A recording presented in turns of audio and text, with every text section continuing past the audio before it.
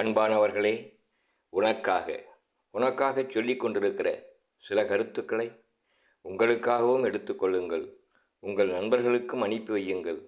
தொடர்ந்து சப்ஸ்கிரைப் செய்யுங்கள். நீங்கள் இதை கேட்பதினாலே பல பயன்களை பெறுவீர்கள். இன்றைய தலைப்பு கல்வி. கல்வி கற்பதற்கு தகுதியான நூல்களை பழுதில்லாமல் கற்க வேண்டும். கற்றதன் பின் கற்ற அக்கல்வியின் தகுதிக்கு தகுந்தபடி நடக்கவும் வேண்டும். கற்க கசடர கற்பவை கற்றபின் நிற்க அதற்கு தக என்கிறார் வள்ளுவர். நடக்கிறதா? நடந்ததா? இல்லை. கல்வி என்பது கண் போன்றது. கண்ணின்றி எதுவும் பார்க்க முடியாது. பார்க்காத எதையும் கற்பனை செய்ய முடியாது. கண்ணென்ற கல்வி இல்லையெனில் அது புண் என்கிறார் வள்ளுவர். ஆனால் இன்று கல்வி என்பது விலை உயர்ந்ததாகிவிட்டது. இலவசமாகவும் சில இடங்களில் சாப்பாடு கிடைக்கும். தெருவோரக் கடைகளில் 50 ரூபாய்க்கு சாப்பாடு கிடைக்கும். பெரிய கடைகளில் 100 ரூபாய்க்கு சாப்பாடு உண்டு. பெரும் கடையில் 500 ரூபாய்க்கும் சாப்பாடு கிடைக்கும். சாப்பாடு என்பது பசியை அடைக்கும், பசியை குறைக்கும். ஆனால் பணத்திற்கு தகுந்தாற் போல ஆடம்பரமும் ருசியும் அதிலே கிடைக்கிறது. அதுபோல இப்பொழுது கல்வி இருக்கிறது. பணம் பணம் பணம் கொடுத்து படித்தால்தான் வருங்காலத்தில் போட்டி போட முடியும் என நினைக்க வைத்து விட்டார்கள் கல்வி சாலை நடத்துபவர்கள். கல்வியின் விலை ஏற்றம் இளைஞர்களையும் இளைஞிகளையும் பயமுறுத்தி திருமணம் வேண்டாம், திருமணம் செய்தவர்கள் கூட ஒரு குழந்தைக்கு பின் வெறு குழந்தை வேண்டாம் என முடிவு செய்ய வைத்திருக்கிறது இந்த கல்வி. கல்வி என்பது கண் போன்றது. கண் எதை பார்க்க வேண்டுமோ அதை கண்டிப்பாக கவனமாக பார்க்க வேண்டும். எது தேவையில்லையோ அதை தவிர்க்க வேண்டும். அதுபோலத்தான் கல்வி என்பது நம் வாழ்க்கை அவசியம். ஆனால் என்ன நினைக்கிறோம்? பள்ளி கல்வியும் கல்லூரி கல்வியும் தேவை, அவசியம். அதைவிட தொடர்ந்து பல நூல்களை கற்றுக்கொள்ளுங்கள். கேடு இல் விழு செல்வம் என்கிறார். கேடு இல் விழு செல்வம் என்கிறார்.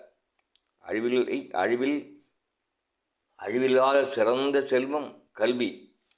எப்படி இருக்கிறது? கல்வி என்பது என்ன தெரியுமா? கல்வி எப்படி இருக்க வேண்டும் தெரியுமா? மக்கள் கண்களை திறக்கும் சிற்பி கல்வி. மன ஒழுக்கம் தருகின்ற மகான், வாழ்வை காட்டுகின்ற வழிகாட்டி, புரியாத புதர்களை புரிய வைக்கும் புத்திசாலி, அறியாத வயதில் தெரியாமல் செய்யும் தவறை சுட்டிக்காட்டி மனநோயை போக்கும் மருத்துவர், தான் மட்டும் உயராமல் மற்றவர்களையும் உயர வைக்கும் மாடிப்படி, இந்நாட்டின் வருங்காலத்தை நிர்ணயிக்கும் இளைய தலைமுறைகளை உருவாக்கும் பிரம்மா, வருங்கால இந்தியாவின் காப்பாளர்களை வளர்க்கும் திருமால், குழந்தைகள் உள்ளத்தில் கருணையை விதைக்கும் அன்னை தெரசா.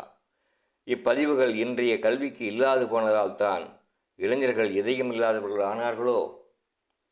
கல்வி ஒருவனை உயர்த்தும், ஒழுக்கத்தில் நிலைநிறுத்தும், பண்பில் உயர்த்தும், உண்மையாய் நடப்பவை நிலைநிறுத்தும், மற்றவரை மதிக்க வேண்டும், மனம் தெளிவு பெறும், தேசப்பற்று வளரும், தெய்வம் புரியும், பெற்றவர்களை மதிக்கும். கல்வி கற்றவன் அறிவின் தெளிவால் அனைத்தையும் மதிப்பான்.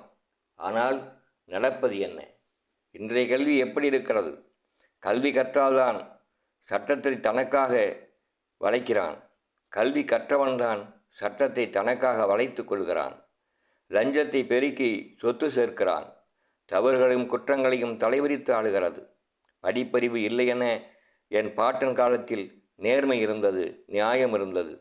கல்வி நம்மை தன்மை உள்ளவனாக மாற்றாமல் திண்மை உள்ளவனாக மாற்றியதோ?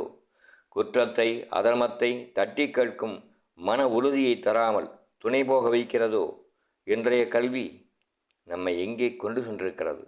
சுயநலம், சோம்பல், பொய், ஏமாற்று, பேராசை, லஞ்சம், தர்மமற்ற செயல், இவையெல்லாம் பெருமளவில் படித்தவன் பண்பாளனாக இருக்கிறான்.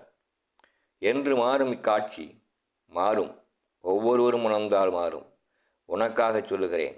இனியாவது நம் குழந்தைகளுக்கு தேசம், பண்பு, நேர்மை சொல்லித்தாருங்கள். நம் கலாச்சாரத்தை கற்றுக் கொடுங்கள். நம் கல்வியை நலமுடையதாக ஆக்குவோம்.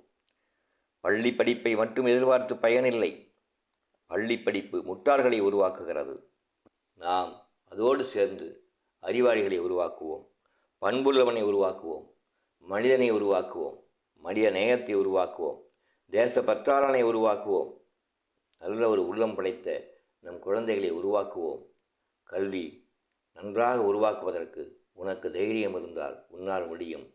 உனக்காகவே சொல்லுகிறேன். மீண்டும் சந்திப்போம்.